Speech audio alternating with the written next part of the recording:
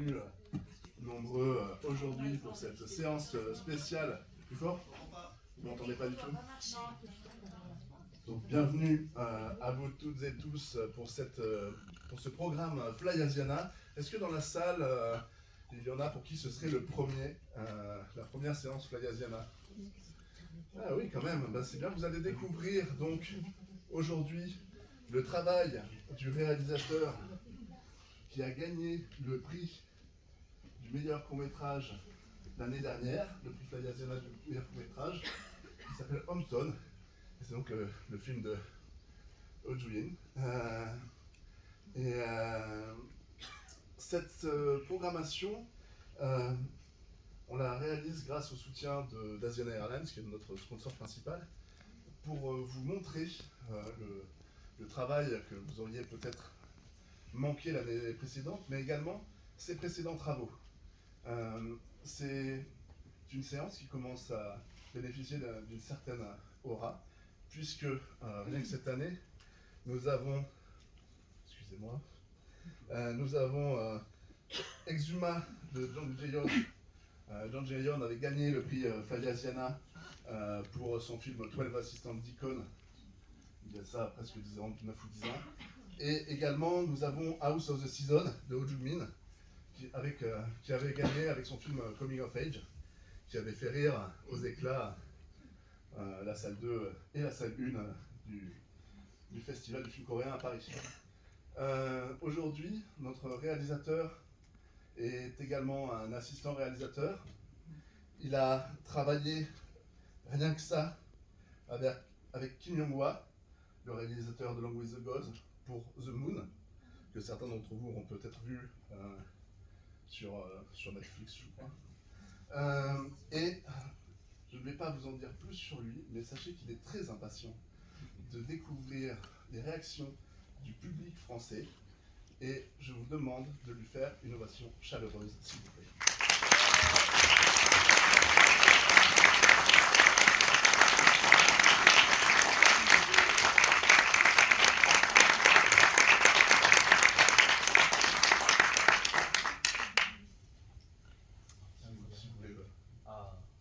Bonjour. Bonjour. Je m'appelle Ji Eun-ho, réalisateur de Trevi, Newborn, Hometown. Je suis très heureux d'être ici de recevoir le prix Fly Asiana. Bonne séance. Merci beaucoup. Merci beaucoup, passez une bonne séance. Évidemment, ce sont ses premiers travaux à regarder avec l'œil vigilant de cinéphiles qui vont voir un cinéaste grandir et se développer à travers ses films. On commencera par le plus ancien jusqu'au plus récent.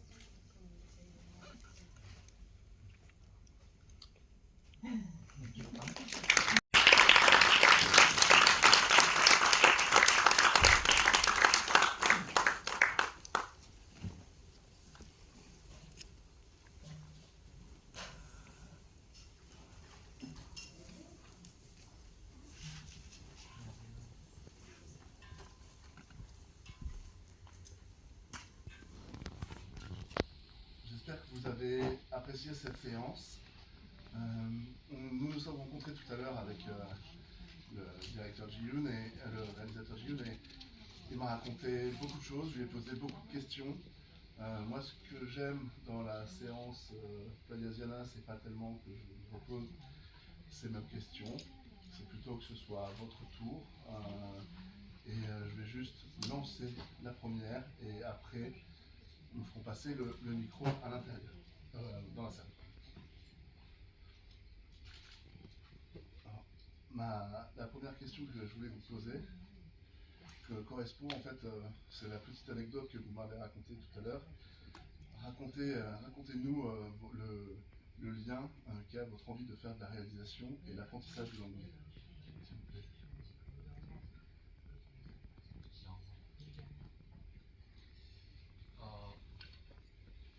일단 제가 않았었는데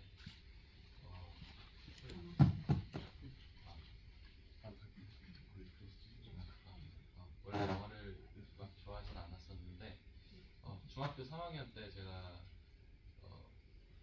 캐나다에서 영화를 배우고 오신 선생님한테 영어를 배울 기회가 있었어요. 근데 그분의 수업 스타일이 매주 되게 좋은 영화 한 편을 숙제로 내주고 그 영화를 보고 돌아오면 영어로 그 영화에 대한 이야기를 하는 수업이었거든요. 그러면서 이제 정말 좋은 영화들 많이 보게 되면서 문득 영화를 누가 만드는지 궁금해졌는데 영화를 누가 만드는 건지 처음으로 그런 궁금증이 들었는데 데이비드 핀처의 벤자민 버튼의 시간은 거꾸로 간다라는 영화에 어떤 한 장면이 있어요. 두 명의 꼬마가 테이블 밑에서 이렇게 속닥속닥 얘기하는 그런 장면인데 그 장면을 보는데 너무 아름다운 거예요. 그 장면이. 도대체 이런 건 누가 만드는 거지? 이 네모난 박스 안에서 새로운 세상을 만드는 사람은 누굴까 하다가 그때 영화 감독이라는 직업이 있다는 걸 알게 되고 그때부터 쭉 계속 영화를 꿈꿔 보게 됐습니다. 그래서 영어를 배우려다가 영화 감독의 꿈을 갖게 돼버린 케이스입니다. Bonjour, alors en fait à la base, bonjour, alors à la base, c'est... Bonjour, alors, non, je sais pas, allô, allô, allô. À la base, je ne suis pas quelqu'un qui était un grand cinéphile. C'est le fait, en fait, qui m'a amené à faire ce métier, c'est que quand j'étais en classe de quatrième, j'ai eu un enseignant qui me donnait des cours particuliers d'anglais, qui se trouvait avoir fait des études de cinéma. Donc c'est en voulant apprendre l'anglais que le cinéma est venu vers moi, parce que ce professeur, cet enseignant, me demandait de voir un film par semaine, et à chaque fois on devait débattre du film, enfin je devais débattre du film après, ce qui fait que j'ai vu beaucoup de films, et à chaque fois je me disais mais qui est derrière ce film-là? Et je me souviens en particulier d'une scène du film Benjamin Button de David Fincher, où il y a deux enfants sous une table qui murmurent, et cette scène est tellement magnifique que je me demandais qui se cachait en fait derrière la caméra, et pour montrer comme ça un nouveau monde à travers cette petite boîte qui est la caméra. Et donc c'est là que j'ai commencé à comprendre qu'il y avait un métier, que c'était un réalisateur de films donc qui mettait en scène ces scènes-là, et que j'ai commencé à rêver de devenir réalisateur, et depuis voilà j'ai continué sur cette route-là. Donc ironiquement c'est en voulant apprendre l'anglais que finalement je suis devenue réalisateur. Très bien, merci. Si dans la salle, maintenant je propose... 저는 주인공들이 다 조금 저랑 관련되어 있을 때 그들이 제 영화의 주인공이 되는 것 같아요. 그리고 저는 외로운 상태에 있는 어떤 한 사람이 외롭지 않게 되는 그런 이야기를 하고 싶어 하는데요. 그 연령층을 제가 이번엔 이 연령층, 이번에 이 연령층 이렇게 생각했던 건 아니고 그냥 그 당시에 제가 어떤 가지고 있던 문제의식 또는 질문들 그런 것들로부터 주인공들이 정해졌던 것 같아요. 그런데 제가 조금 더 공감할 수 있는 사람들은 저와 비슷한 연령층, 그리고 제가 살아왔던 그 나이대의 어떤 기억들 이런 것이기 때문에 자연스럽게 그런 인물들이 주인공이 됐던 것 같습니다. 그리고 가정동을 많이 봐주셔서 너무 감사하고요. 좋아해 주셔서 너무 감사하고요. 시를 소재로 삼게 된 거는 일단 여러 가지 이유가 있는데 직접적인 이유로는 제가 이 영화의 배경이 되는 가정동을 실제로 많이 이렇게 산책을 했어요. 그래서 시나리오를 쓸 때마다 잘 이렇게 풀리지 않고 답답할 때 그 동네 오래된 그 동네를 거닐었는데 어느 날 실제로 오래된 주택 빌라 벽면에 누가 화이트보드를 걸어놓고 거기에 시를 써두신 거예요. 그래서 그 가을 밤이었는데 그 시를 읽는데 그 시도 가난과 고독에 대한 시였거든요. 근데 그 시가 저에게 엄청 큰 위로가 되더라고요. 그래서 그 장면, 그 시를 읽고 있는 그 장면이 저에게 일단 되게 영화적으로 느껴졌고, 그래서 그 장면에서 그 경험에 여러 가지 상상력을 덧붙이면서 이 시나리오를 쓰게 됐습니다. 그리고 두 번째로 시나리오를 쓰면서 저도 이게 왜 시여야 될까 이렇게 생각을 했는데요. 시랑 영화랑 좀 닮은 점이 있다고 저는 생각을 했어요. 시도 흰 벽면에, 흰 종이에 이미지적인 단어들, 함축적인 단어들을 배열함으로써 어떤 의미를 창출해내잖아요. 그것과 마찬가지로 영화도 흰 스크린에 이미지들이 투사됐을 때 새로운 의미들이 만들어진다고 저는 생각하고, 그 시와 영화의 닮은 점이 또 그런 어떤 당위성을 저에게 부여해주었던 것 같습니다. Alors tous les protagonistes en fait ont vraiment un lien avec moi, c'est-à-dire que ce sont des personnages qui sont un peu seuls et qui finalement ne le deviennent plus. C'est un peu cette trame-là que j'ai dans mes films, mais je me dis pas à un moment donné que je vais parler d'une certaine tranche d'âge et qu'après, le film d'après, j'en parlerai d'une autre tranche d'âge. C'est quelque chose qui m'est assez naturel. À chaque fois, je parle des tracas, des tourments ou des questions que je m'étais posées à un certain âge, et c'est ça en fait que je fais refléter, que j'endosse en fait à mes personnages principaux.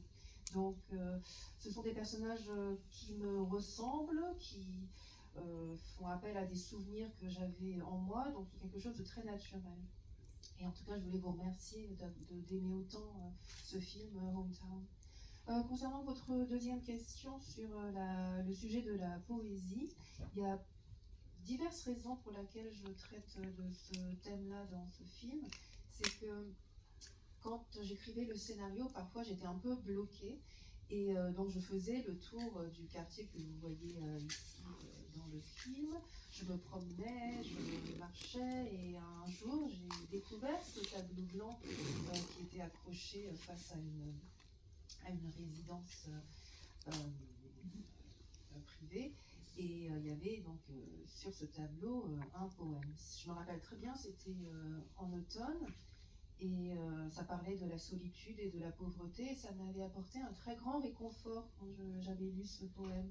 Et en même temps, je m'étais dit que c'était quelque chose de très cinématographique, puisqu'en y ajoutant quelques éléments d'imagination, en fait, cela donnerait un très bon scénario. Donc c'est vrai qu'on peut me demander pourquoi la poésie. Je dirais simplement que la poésie est intrinsèquement liée au cinéma. En tout cas, c'est presque une sorte de métaphore du cinéma, parce que la poésie, finalement, c'est coucher sur du papier blanc des mots, des vers inventés, imaginaires, qui finalement donnent lieu à des images des images qui viennent à nous. Et donc parallèlement, le cinéma, je dirais, est également la même chose, c'est-à-dire qu'on a un écran vierge sur lequel est projeté donc différentes images, et pour nous, donc, on les reçoit comme des nouvelles images. Je crois qu'il y a une question, Olivier. Bonjour, donc j'aurais une question, j'aimerais savoir ce qui l'a poussé à parler de harcèlement scolaire dans son premier film. Et en tout cas, j'ai trouvé que c'était très bien réalisé par la manière de le représenter dans ce film.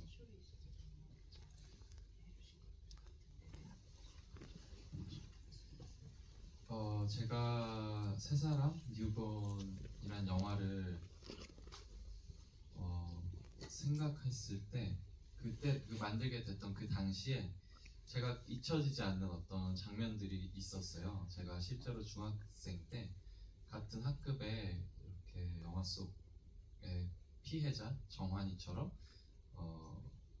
장애가 있고 괴롭힘을 당하는 친구가 있었는데, 그 친구를 제가 도와주지 못했던 어떤 그런 폭력의 순간에 제가 이렇게 도와주지 못했던, 어떻게 보면 방관했던 그런 기억이 계속 20대 초반에 제 머릿속에 어떤 죄책감 같이 남아 있었거든요.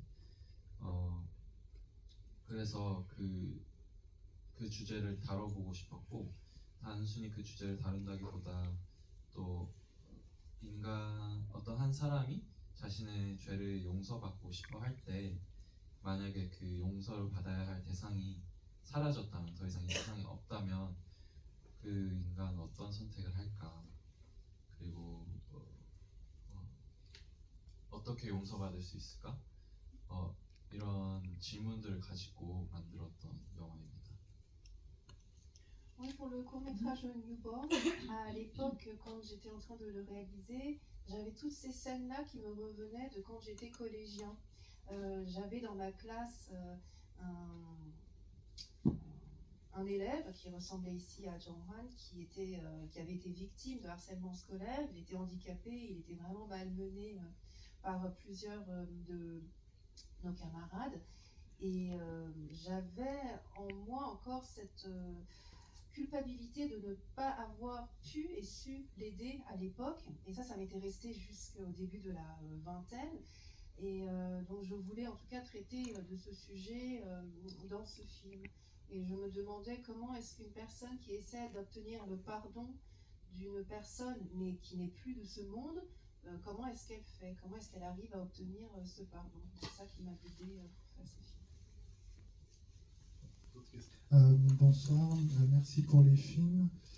Ma question va peut-être paraître un peu bizarre, mais c'est aussi un rapport avec le premier film. Dans le dernier, où il y a la mention d'un festival de films catholique. Je ne sais pas s'il a été présenté dans un festival catholique ou ça a été financé en partie. Je me demandais quel était le rapport avec le catholicisme. C'était assez surprenant parce qu'en France, je ne crois pas que l'Église catholique finance des films. Et puis, dans le premier film, justement, il y avait un personnage chrétien et à cause de sa conversion, c'est lui, justement, c'est ce qui le pousse à demander le pardon. Je me demandais s'il y avait un rapport avec les deux, avec la religion chrétienne, le christianisme, le catholicisme.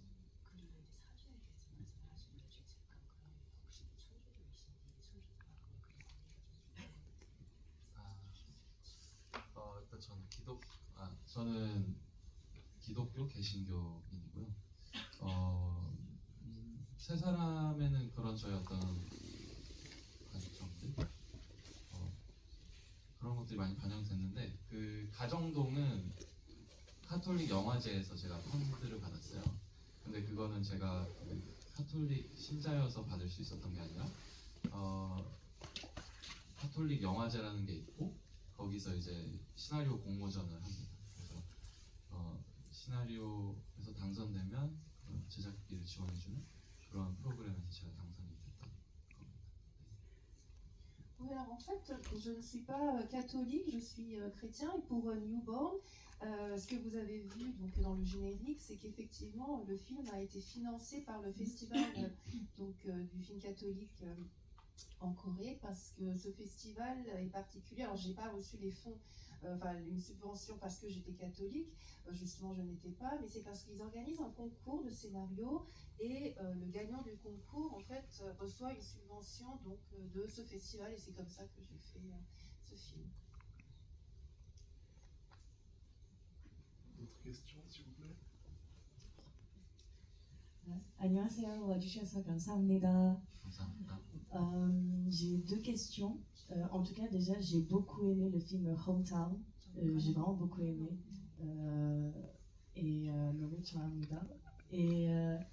parce que j'aime beaucoup la poésie. Et ma question, déjà, la première, ce serait quelle était vraiment votre scène préférée dans le dernier film, enfin, Hometown?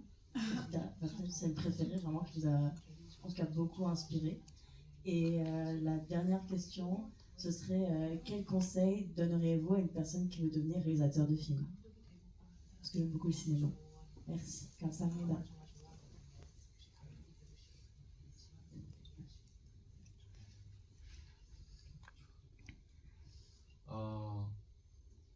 가정동에서 제가 좋아하는 장면을 뽑자면 되게 그 때에 따라 조금 달라지는 것 같아요. 볼 때마다도 조금씩 달라지는 것 같고, 그래도 다행인 건 좋아하는 장면들이 있다는 게 일단 제 영화지만 좋은데, 저는 한동안은 이제 마지막에 수첩 종수가 쓰던 수첩을 받아서 빈 페이지로 딱 그 노트의 페이지가 넘어가는 그 장면을 제일 좋아했었는데요. 오늘은 그 화이트보드를 지우는 상훈 주인공의 얼굴이 너무 좋아 보였습니다.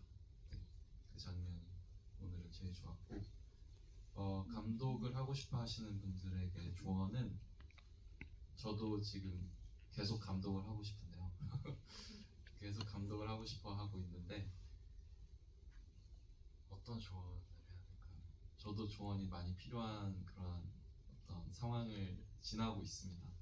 단편 영화를 찍고 앞으로 장편 영화도 찍고 싶고 그래서 시나리오를 쓰고 있고 그러면서도 이제 또 어떤 생활을 해야 되는 어떤 돈을 벌어야 되고 생활을 하고 해야 되는 그런 어떤 어려움들 속에서도 계속 꿈을 지켜 나가려고 하고 있는데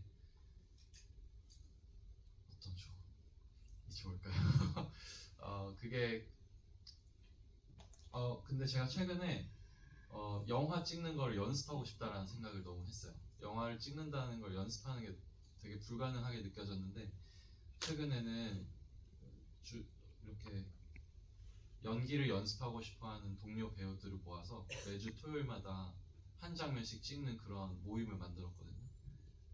그래서 그런 실질적으로 영화를 사랑하고 영화를 하고 싶어하는 동료들을 적극적으로 이렇게 끌어모으는 게 뭔가 계속 영화를 할 수 있는 영화를 할 수 있는 그런 어떤 동력이 되지 않을까 저는 그렇게 생각하고 있습니다.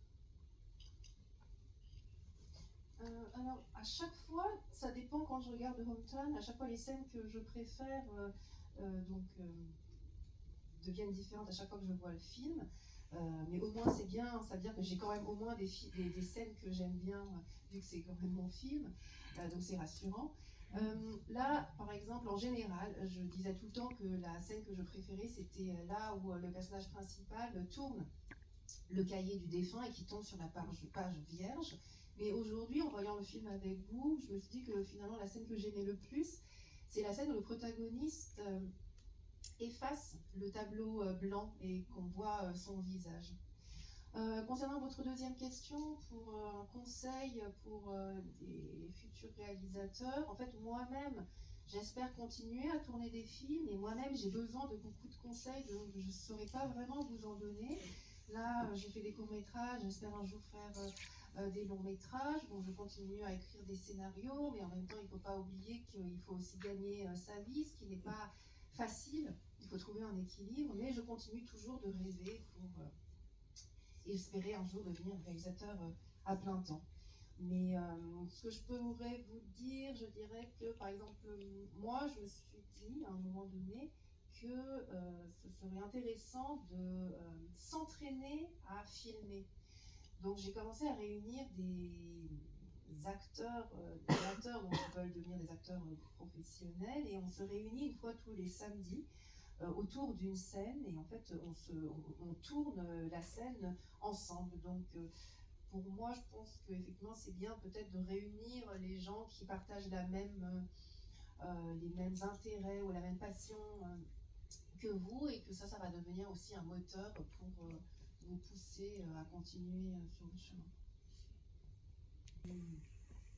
Alors, ma question est un peu sur les trois œuvres. Vous avez parlé de la solitude des personnages principaux et j'ai l'impression que c'est un peu ressenti avec l'absence de certains personnages où ils étaient soit pas représentés, soit on n'avait pas leur visage. Dans le premier, l'absence, le décès d'un des personnages, les parents de l'enfant dans le second, et on n'a jamais eu le visage du poète dans le troisième. Et je voudrais savoir si c'était une vraie réflexion dans la réalisation, ou si pour vous ça a été assez naturel dans la représentation de la solitude que vous avez fait. Et j'en profite pour vous remercier parce que c'était vraiment incroyable. C'est la troisième fois que je le vois aussi Anton et je suis encore un peu touchée à chaque fois. Merci beaucoup.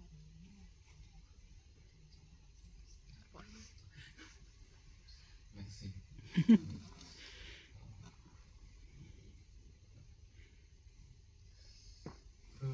그렇게 되는 것 같아요. 제가 늘 좀 외로운 사람들을 주인공으로 많이 삼는 것 같아요.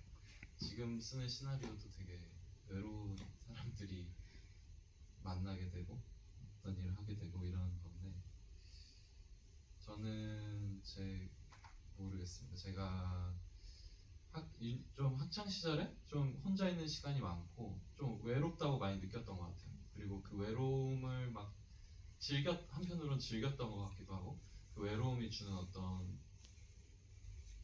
저에게 주는 것들, 전 좋았던 것 같기도 해요. 그게 싫기도 하면서. 그래서 저는 아까도 말씀드렸던 것처럼 외로운 사람들이 외롭지 않게 되는 이야기를 하고 싶었어요. 그래서 인물의 외로움이 더 부각되면 좋겠다라고 생각을 해서 의도된 면들이 분명히 있을 것 같고요. 근데 이제 그 시인의 얼굴을 보여주지 않았던 거는 어떤 외로움을 더 부각하고 싶어서라기보다는 얼굴을 알지 못해도 시라는 그 어떤 동네의 작은 예술을 통해서 연결될 수 있다라는 걸 더 보여주고 싶어서 얼굴을 보여주지 않는 선택을 했었습니다. 대면하지 않아도 연결될 수 있다는 그런 느낌을 더 주고 싶어서. C'est vrai que la plupart de mes personnages sont des êtres solitaires. Même le scénario que je suis en train d'écrire maintenant, ce sont des personnes assez seules qui finalement se rencontrent. Mais je me demande si c'est pas parce que quand j'étais étudiant, je passais la plupart de mon temps seule. Donc c'était une solitude qui était subie, mais en même temps finalement que j'appréciais avec le recul. Et comme je vous disais tout à l'heure, le but est de raconter des histoires de personnes solitaires qui finalement ne le deviennent pas vraiment. Et comme vous disiez, effectivement, il y a en moi cette intention de souligner cette solitude à travers la non-présence, à travers l'absence de certains personnages pour pouvoir renforcer cet effet de solitude. Mais par exemple, si on voit si on parle du poète que l'on ne voit pas, plutôt que de vouloir renforcer cet effet de solitude, je voulais montrer que même si on ne voit pas son visage, finalement, avec cette forme d'art qui est donc la poésie, un lien était toujours possible, même sans face à face et même sans visuel. Bonsoir et merci. Ma question, ce serait par rapport au deuxième film. Comment est-ce que vous avez travaillé avec les enfants? Parce que c'est notamment difficile de diriger des enfants. Là, vous avez choisi, vite dans votre carrière, de travailler avec des acteurs enfants principalement pour cette cours. 일단 얼마나 어려운지 듣긴 들었는데 직접 경험해보지 못해서 할 수 있었던 어떤 무지에서 나온 용감함이었다고 저는 지금 생각하고 있고요. 정말 많이 힘들었습니다. 말을 정말 안 듣고, 그리고 이제 어떤 촬영 환경도 되게 많이 힘들었어요. 제가 시나리오를 쓰면서 상상했던 모든 장면들은 그 한여름에 해가 쨍쨍 내리치는 그런 아름다운 풍경이었는데 장마 중에 찍었어요. 태풍이 막 있고 이런 중에 영화를 찍게 되고 아이들은 말을 안 듣고, 그런데도 제가 또 아이들을 주인공으로 한 이야기를 쓰게 된 배경에는 제가 고레에다 히로카즈 감독님 영화를 엄청 좋아하거든요. 거기에 이제 아이들을 주인공으로 했던 너무나 훌륭한 영화들을 보면서 나도 할 수 있겠다, 나도 하고 싶다라는 어떤 그런 열망이 있었고, 또 그 어린 아이가 베란다 난간에 서서 동전을 쥐고 서 있는 그 이미지가 아주 어렸을 때부터 제 머릿속에 있었어요. 그래서 그 이미지를 영화로서 좀 해소하고 싶다라는 생각이 어렸을 때부터 있었고, 네, 그래서 이 어린아이를 주인공으로 삼았습니다. Oui, j'avais beaucoup entendu parler du fait que travailler avec des enfants était très difficile, mais je ne l'avais jamais expérimenté. et je l'ai expérimenté. Et je crois que j'ai travaillé avec des enfants parce que ça venait en fait d'une sorte de courage, d'ignorance, parce que je ne savais pas du tout que ça allait être comme ça, je m'y attendais pas, même si je m'y étais préparée. Donc ça a été effectivement vraiment très difficile. Les enfants n'écoutaient pas. Moi, au début, quand j'avais écrit le scénario, j'avais en tête des paysages magnifiques sous un soleil brûlant en plein été. Et en fait, quand on tournait pendant la saison des pluies. En plus, il y avait des typhons. Donc, ça a été vraiment très compliqué. On avait tous les éléments qui s'acharnaient contre nous. Mais j'ai néanmoins quand même choisi de travailler avec des enfants parce qu'il y a un réalisateur que j'aime beaucoup, Hirokazu Koreeda, cinéaste japonais, et qui a fait des films merveilleux sur l'enfance. Et moi aussi, je me disais que je voulais et que je pouvais faire des films sur les enfants. J'avais vraiment cette ardeur en moi. Et depuis d'ailleurs tout petit, j'ai toujours cette image en moi que je voulais un jour représenter à l'écran. C'est l'image en fait d'un enfant qui est sur le balcon et qui tient une pièce de monnaie dans la main.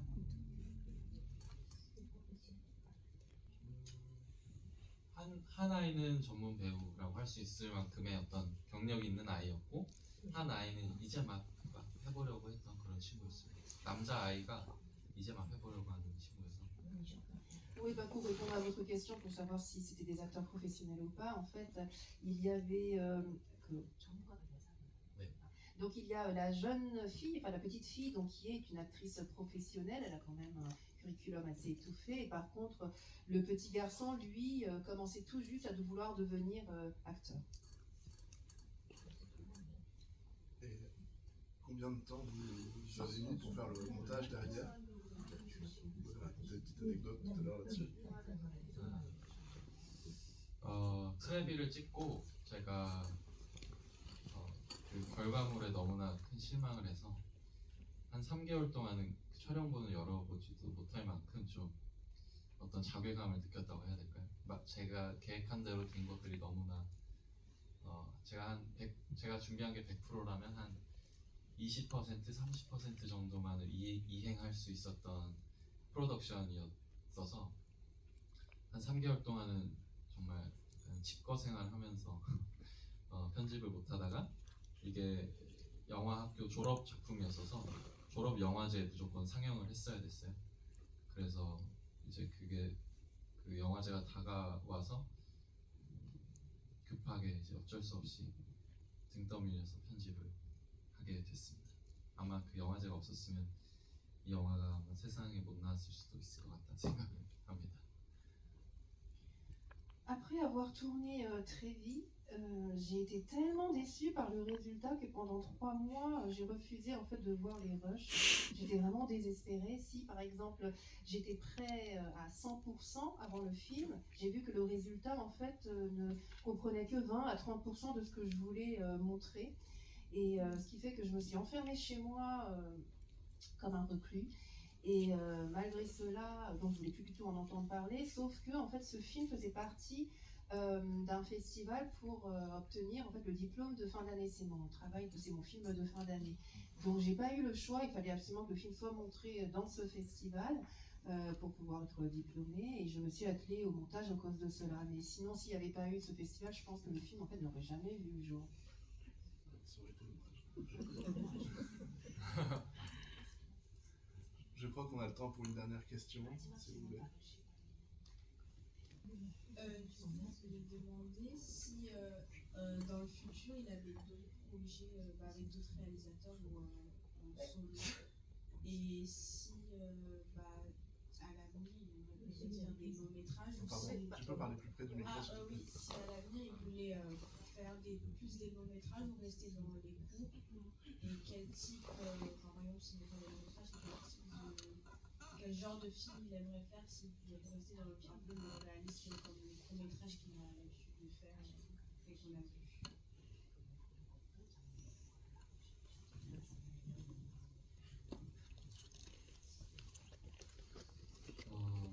지금은 일단 한두 편의 단편 영화를 더 찍고 싶다는 생각은 하고 있고요. 장편 영화 하지만 어떤 더 큰 목표는 장편 영화를 찍고 장편 영화 감독으로서 살아가는 게 저의 목표입니다. 그래서 하고 싶은 이야기는 제가 지금까지 만들었던 것과는 좀 다르지만 제가 정말 좋아하는 장르의 영화는 스릴러, 미스터리 스릴러, 드니 빌레브 감독 그리고 코엔 형제의 영화들을 정말 좋아하거든요. 그래서 뭔가 제가 가지고 있는 어떤 문제의식들과 그런 장르들을 잘 결합해서 재밌는 장르 영화 그러면서도 단순히 재미만 있는 것이 아니라 어떤 사회의 모습들을 잘 포착해내는 그런 영화를 만드는 감독이 되고 싶습니다. Je pense que je vais encore réaliser 1 ou 2 courts-métrages de plus. Et après, mon but, effectivement, est de m'atteler à un long-métrage. Et le but ultime, c'est effectivement de vivre de ma passion, en fait, de devenir un réalisateur de long-métrage. Ce que je veux raconter, en tout cas dans mes films, dans le futur, c'est peut-être un petit peu différent de ce que vous avez vu dans mes courts-métrages. Moi, je suis très attirée par les films de genre, surtout les thrillers, mystères. Par exemple, les réalisateurs que j'aime beaucoup, c'est Denis Villeneuve, les frères Cohen. Donc j'espère pouvoir faire des films pas uniquement divertissants, mais des films qui puissent également peut-être révéler en tout cas un côté de la société. Bien, merci beaucoup. Merci d'avoir répondu à notre invitation. Je vous propose, si vous voulez, de dire un dernier mot au public. 일단 제가 작년에 이곳에서 상을 받았다는 소식을 듣고 정말 1년 동안 이 순간만을 정말 기다렸어요. 이 일정을 위해서 많은 것들을 포기하기도 하고 그러면서도 이 시간을 되게 고대해 왔는데요. 정말 이 먼 나라에서 제 영화를 상영하고 이곳의 관객들과 제 영화에 대한 이야기를 할 수 있다는 게 너무너무 저도 기쁘고 감사했고 저의 이전 작품들이 저는 정말 오늘 보면서 등에 식은땀이 이렇게 흐를 정도로 좀 많은 부족함들이 보였는데 그럼에도 이제 제가 스스로 조금씩 성장하고 있구나를 느낄 수 있어서 또 안도했던 순간이기도 했습니다. 그래서 너무 따뜻한 시선으로 봐주시고 좋게 이런 좋은 대화의 시간 가질 수 있어서 너무너무 행복했습니다. 감사합니다. 맥시 버크.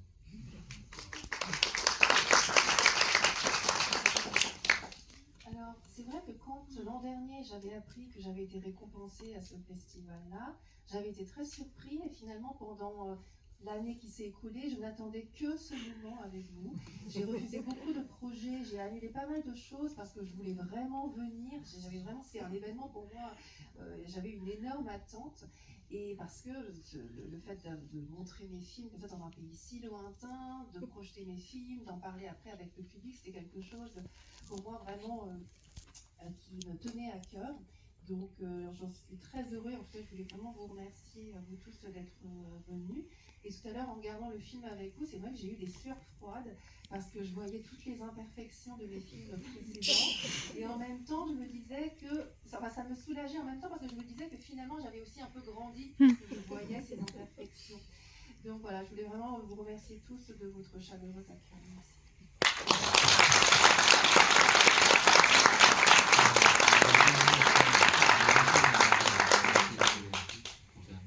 Et j'espère aussi vous revoir dans quelques années avec donc un long métrage.